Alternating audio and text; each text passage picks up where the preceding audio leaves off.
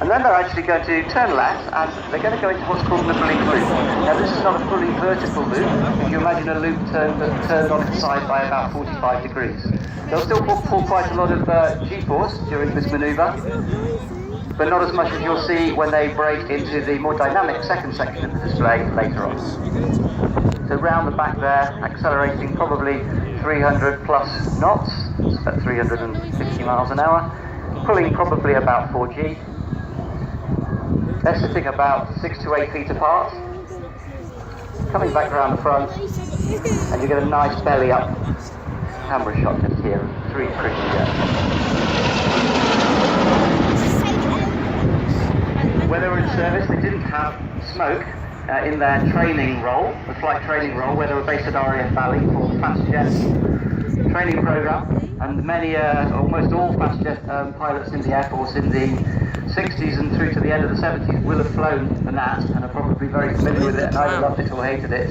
It was great when it was working, and pesky little thing when it wasn't working. It's quite a complicated little aeroplane. You'll see now, over to your right, high up, they've moved into line astern.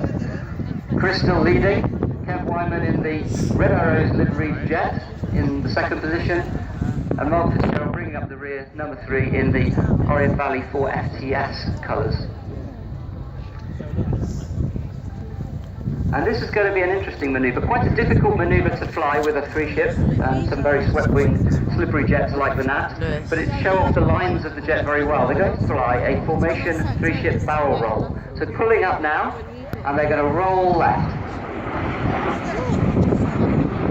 And they go all the way around. Formation. And out to the left. Now the Gnat first flew in 1955, so it's quite a vintage jet, and the technology in it is far from computerized. It's just what we would call mandrolic. It's hydraulics and electrical. It can be quite temperamental at times, but we've got a dedicated echelon right formation.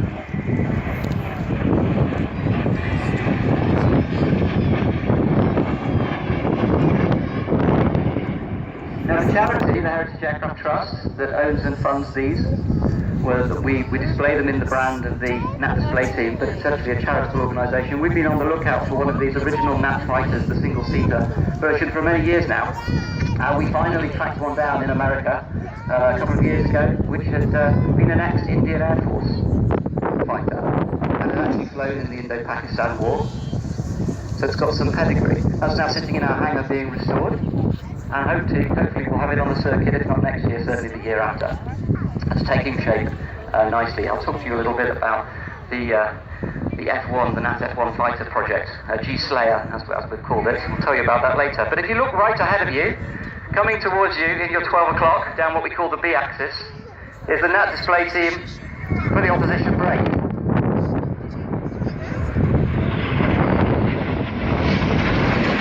Mark and Kev braking left and right. Chris Heames, the leader, pulling up and over the top for what we call a half Cuban, which is a half loop, half roll manoeuvre.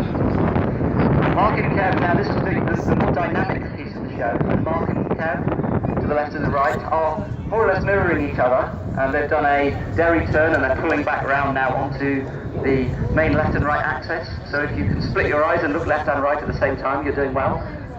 Then they should cross with a closure of approximately 800 miles an hour in front of your eyes. And I think you'll agree the smoke with these little jets is very good. And now we move from the opposite class into what we call the roulette, which is a manoeuvre where they'll cross at the back again, and then back at the front again. So you get 3 opposition passes and chances to capture that perfect shot of them passing each other.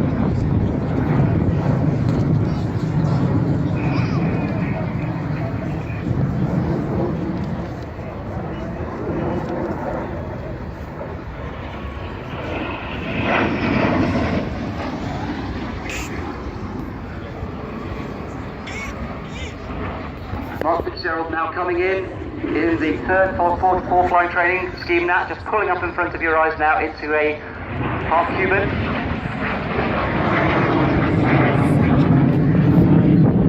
He'll go over the top of that and then roll the right way up and disappear to reposition for the next manoeuvre. In the meantime, if you look to your left, you'll see Chris Eames following this time, not leading Kev Wyman. So number 1 following number 2. And this is called the smoking barrel. Chris Eames will barrel roll around the smoke trail of Kev Wyman as they pass in front of you down the crowd line left to right. Showing off the manoeuvrability of this pretty little jet.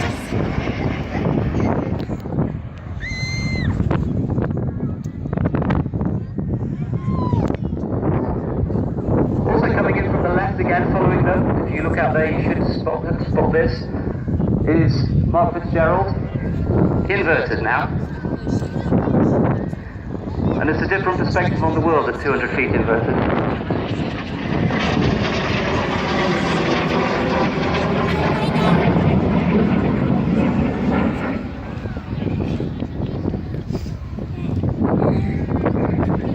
It's a tiny cockpit. And I'm quite a big fella, and I would have missed it because when I went through Jet Propellers training, the very clear. So they're just checking now from a line astern, the guys heading out to the right, they're turning into an echelon left formation.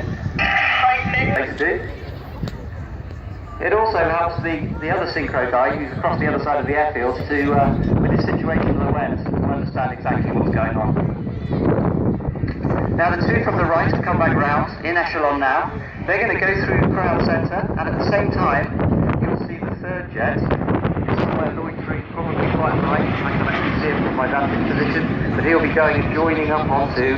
I actually thought that was superb. It's a beautiful day, Ollie, and having seen you growing as a team over the years, that's really come out well, hasn't it? That's very touching. Yeah, it's come from quite humble beginnings. I mean, the aircraft started up with individual owners, and then we created the charitable trust about 5 years ago, and the aircraft were donated in for posterity, and we then were in a position where we were able to create a full-time engineering team. And we've built the engineering team from 2 people to now 5 people, with specialities like electrics. We get 2 more in the next 2 years. We certainly know about the fumes, yes. and in war, and also in peacetime by the Finns. Yeah. Well, we really that was the National Space Team, and we really look forward to lots more of that next year. Thank you very much, George, and I will endeavour to be less reclusive in future. Yeah, well done you. Keep it.